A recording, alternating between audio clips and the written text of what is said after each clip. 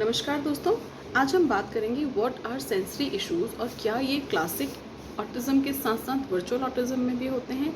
Yes, sensory issues का मतलब है कि हमारे जितने सेंस ऑर्गन्स है उनका हाइपो एक्टिविटी मतलब कम करने वाला पार्ट या हाइपर एक्टिविटी ज़्यादा करने वाला पार्ट। कभी कभी आपने नोटिस किया होगा कुछ लोगों को स्मेल बहुत जल्दी आती है, वो कहीं भी एंटर करेंगे उन्हें पता चल जाता है कि यहाँ बहुत फाउल स्मेल है, बट कभी कभी हमें नाक के पास लाके भी सूंघना पड़ता है और हमें समझ नहीं आता। So this is sensory hypo functioning, मतलब हम ज़्यादा नहीं महसूस कर पाते, डिफ्रेंशिएट नहीं कर पाते। और हाइपर फंक्शनिंग, हर छोटी छोटी स्मेल के लिए कोई भी बंदा ससेप्टेबल होता है, ठीक है। इसी तरीके से विजन, हमको ग्रॉसली नज़र आता है कि बहुत सारी चीज़ें हमने देखी हैं और हमें सारी चीज़ें याद रहती है और हम सबको अलग लोकेट कर पाते हैं। बट कई बार हम पर्टिकुलर किसी चीज़ के लिए बड़ा क्लियर होते हैं, हमें पर्टिकुलर कलर पसंद होता है, लाइट्स पसंद होती हैं, पैटर्न्स पसंद होते हैं, मूवमेंट्स पसंद होती हैं। This will be visual.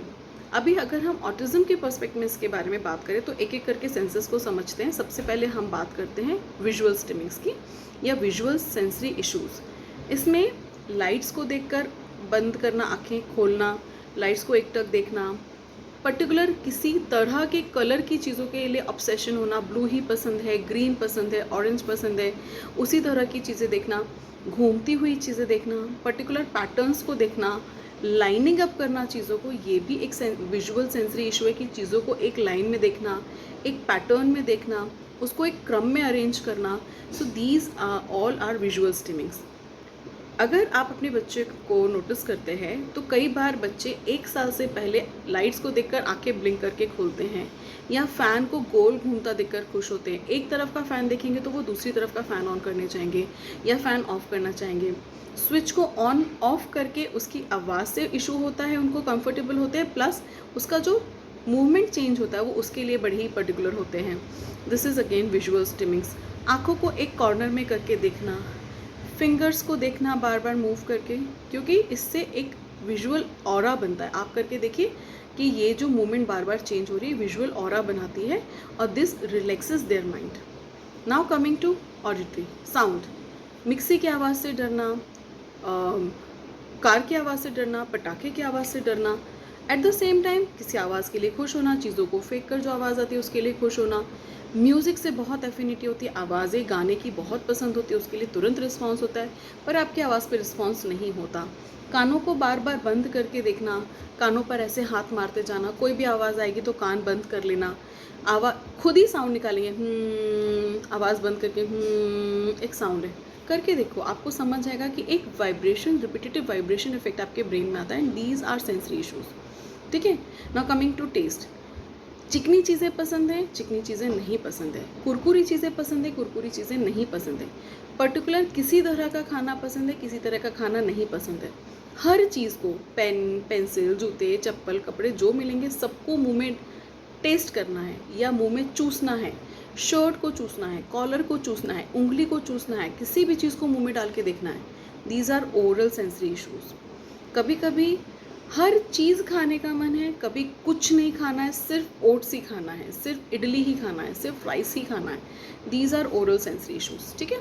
Now coming to touch, हर चीज़ को छू के देखना, हर इंसान को छू के देखना है, हर चीज़ को टच करेंगे, यहाँ पर लगाएंगे, यहाँ लगाएंगे, चिन टच करेंगे, गाल टच करेंगे, गाल रब करेंगे, नए बंदों का जाके गाल टच करेंगे, उनका चिन रब करेंगे, उनके बालों को छू के देखेंगे, गोल घुमा के देखेंगे। दीज आर मतलब नए नए सेंसेस को टच करके, नए नए टेक्सचर्स को टच करके एक्सप्लोर करना, प्लस नए नए टेक्सचर्स के लिए अनकंफर्टेबल होना, लाइक वुलन नहीं पहनना है, फुल शर्ट नहीं पहनना है, सॉक्स नहीं पहनना है, हैट पहनने पे रोना है या हैट पहनने के लिए ऑब्सेशन होना है।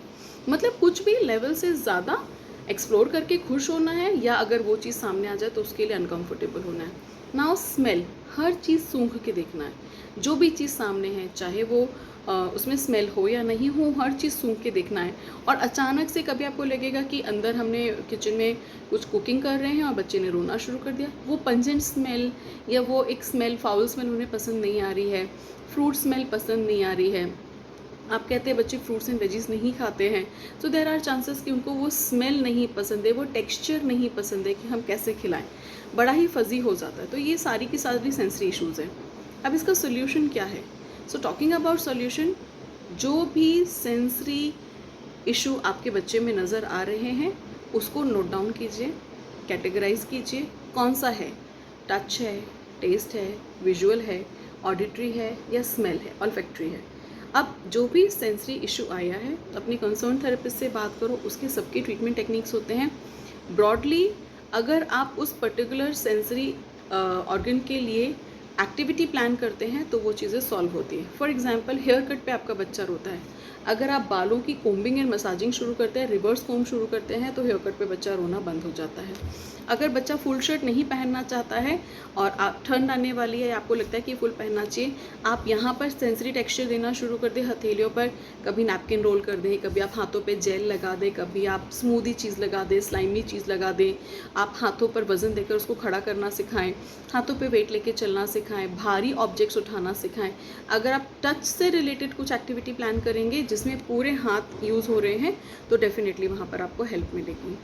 टेस्ट की बात करते हैं, बच्चा नहीं खाना चाहता, बट टेस्ट के साथ ये चेक करो क्या स्मेल का भी इन्वॉल्वमेंट है, क्या बच्चा स्मेल के लिए भी ससेप्टेबल है। अगर स्मेल के लिए नहीं है तो बहुत अच्छी बात है। हम वहाँ पे कैसे कर सकते हैं, थोड़े थोड़े फ्रूट्स या फूड आइटम्स के पीसेस बनाकर टूथपिक लगाकर जहाँ बच्चा खेल रहा है वहाँ रख दो।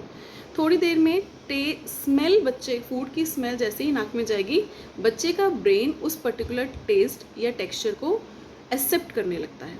ठीक है, फॉर एग्जाम्पल आपने पराठा बनाया, बच्चा पराठा नहीं खाता, बट अगर आप पराठे के पीसेस करके 4-5 पीसेस करके उसके पास रख दीजिए, 2-3 दिन जब वो खेल रहा है वहाँ पे रोज़ एक पराठे के पीसेस करके आप वहाँ रखते जाइए, उसको खाने मत बोलना, आप वहाँ से जाके उठा के खा लो कि वो ऑब्जर्व करे आपने कुछ किया है, बस आप उसके पास रखते जाओ। आप देखेंगे 2-3 दिन के बाद बच्चा अपने आप वो पराठा मुँह पे रखने के लिए तैयार हो जाएगा, क्योंकि smell helps taste, smell enhances taste. ये आपने देखा होगा कि किसी चीज़ की खुशबू आती है तो आपको लगता है यार भूख लग रही है, मुझे भी खाना चाहिए।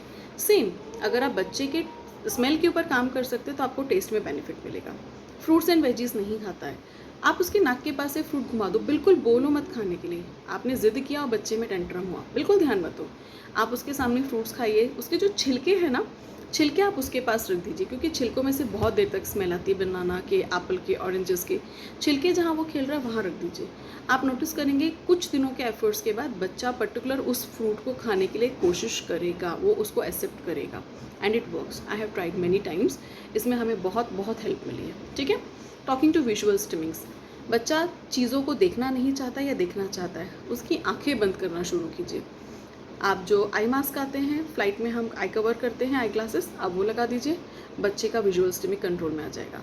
सो like these we have many things. जो भी एक्टिविटी आपको हाइपो लग रही है उसको सॉर्ट आउट करो, उसकी एक्टिविटी प्लान करो, things will improve. Still in case of any query I am always there to help you guys. Okay, take care, bye bye.